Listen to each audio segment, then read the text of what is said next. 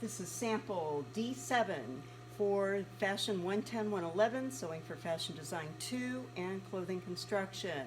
And we are doing the invisible zipper.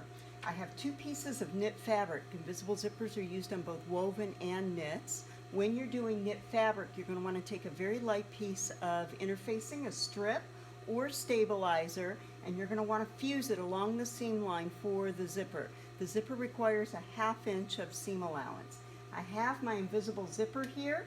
And I've also clipped a notch on each side as to where the zipper is going to end. I'm going to go ahead, flip it over to right side. So there's my notch and there's my notch. Got my zipper right side facing up.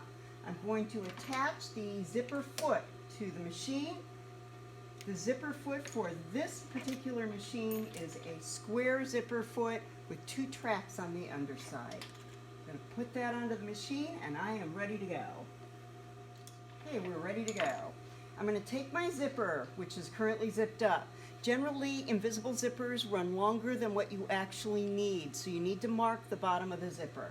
I'm going to open the zipper right side up, and I'm going to take one side and flip it out so it's now right sides together on the face of the fabric.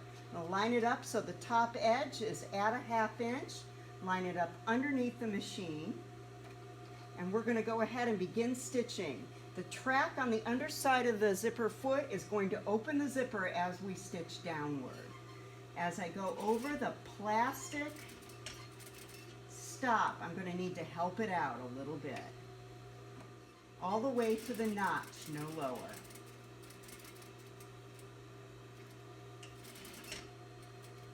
Finish. Okay, I'm going to pull it out of the track and clip all the threads, anything that's tangled up in there, everything. These zippers have a high failure rate, and it's good practice to make sure all the threads are out of there. Otherwise, your zipper can get stuck on it. There it goes.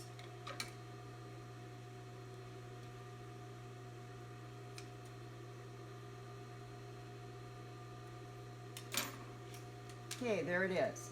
Now, I'm going to take this, flip it back the other way, test the run on it. It should be right next to the edge, and it is. So I'm good to go on this one. I'm going to open my zipper up again. I'm going to take it, this is right side up on this side, flip it over once again, line it up at the top, and we're going to use the opposite track to stitch down. That stitch. And once again, help it over that stop. There we go. And stitch all the way down. Do not stretch your knit as you're sewing. That's how you get ripples. Back stitch, pull it out, clip your threads. And I'm also going to go ahead and zip it up and test it and make sure that I'm getting enough coverage. If you don't have enough coverage, do another second stitch a little closer. Now, after I've completed this portion, I need to change feet because this zipper foot will not allow me to finish this off. So I'm going to go ahead, change my foot, and I'm going to be putting on a cording foot, which is a single-toed foot. A regular zipper foot is an inappropriate choice for this particular zipper. And now I'm ready to go. I'm going to bring the 2 sides of my fabric together, and starting at the bottom of the zipper at the notch, I'm going to stitch the 2 sides of the fabric together. And I want to get as close as I can to the bottom of the zipper here without catching it. So underneath, on the side, bring the foot down, get the fabric held out of the way, back stitch, and stitch downward. And maintain that 1/2 inch. Here we go, back stitch. Once you've got it, trim all those threads. Now the goal was to get as close as I could to the bottom of the zipper. There it is. So you can see that.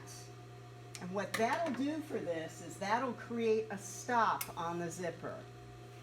There it is. So it can't go past that, and my zipper is now in.